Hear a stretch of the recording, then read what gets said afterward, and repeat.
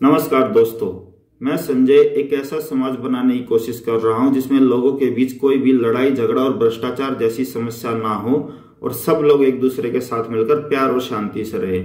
आपको ये नामुमकिन लग रहा होगा, लेकिन ये पूरी तरह से मुमकिन है और इसके लिए आपको मेरी सिर्फ दो बातें मानने की जरूरत है। पहली बात, एक परफेक्ट समाज बनाने के लिए बेहद जरूरी है कि उस समाज के लोगों की कोई भी जाति और धर्म ना हो और वो भगवान के बजाय विज्ञान को माने।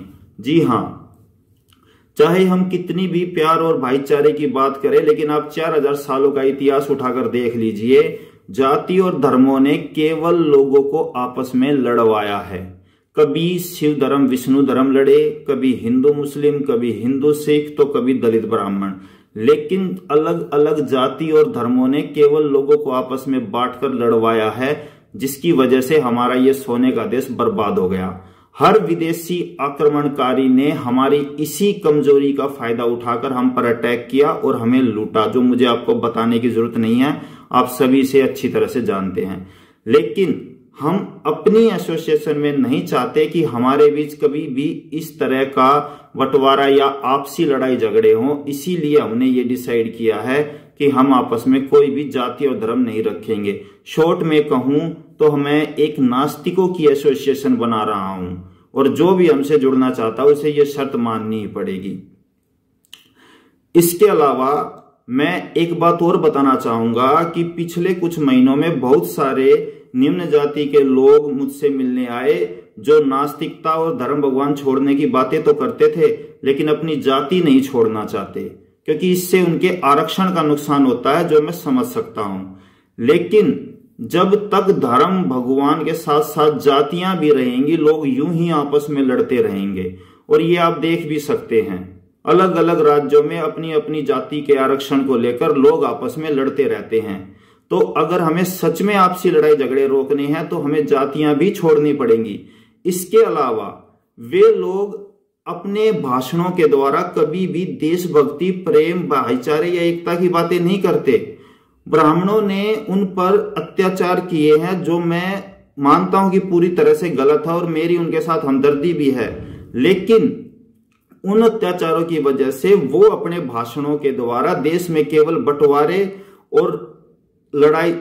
और नफरत की गंदी राजनीति फैला रहे हैं। आप उनके भाषण देख लीजिएगा, हमेशा सत्ता छीन लो, ब्राह्मणों को देश निकालो, आरक्षण 100% करो, इस तरह की बातें करके केवल देश को बांटने का प्रयास कर रहे हैं, और जिसके हम पूरी तरह से खिलाफ हैं। मेरे आदर्श भगत सिंह हैं और हमारा इस एसोसिएशन को बनाने का मकसद भी यही है कि हम देश के सभी लोगों को एक करना चाहते हैं और भेदभाव, छुआछूत और पक्षपात जैसी ऊंच नीच का हटाकर देश के सभी लोगों को एक करना चाहते हैं। तो इसीलिए ऐसे लोग मुझसे बिल्कुल ना जुड़े जो केवल देश में नफरत और बंटवारे की गंदी राजनीति करके सत्ता में आना चाहते हैं और केवल अपने हित की बात करते हैं, जिन्हें देश से कोई मतलब नहीं है। अब अंत में मैं एक बात और कहना चाहूंगा। कुछ लोगों को लग रहा होगा कि यह नामुमकिन है, तो मैं बता दूं कि यह पूरी तरह से मुमकिन है। संविधान आपको यह पूरा अधिकार देता है कि आप कोई भी जाति या धर्म बदल सकते हैं या बिना जाति और धर्म के भी समाज में नास्तिक बनकर रह सकते हैं। और इसके उदाहरण भी हैं, आप गूगल पर देख सकते हैं। हरियाणा के रवि नास्तिक नाम के आदमी ने अपना सरनेम हटाकर नाम के पीछे नास्तिक जोड़ लिया है और खुद हरियाणा सरकार ने उन्हें no caste, no religion, no god certificate दिया है, जिसमें वो किसी भगवान और जातिवादी को ना माने। इसके अलावा खुद भारत सरकार ने 1968 में पांडिचेरी में ओरोविले सिटी नाम का शहर बसाया हुआ है, जिसमें लोगों की कोई भी जाति और धर्म नहीं है और वहां पर किसी भी भगवान की पूजा पाठ करना अलाउड नहीं है। अगर कोई करेगा तो उसे पकड़ लिया जाएगा। वो पूरी तरह से नास्तिकों का शहर है। जी हाँ, ओरोविले सिटी आप चाहो तो चेक कर सकते हो।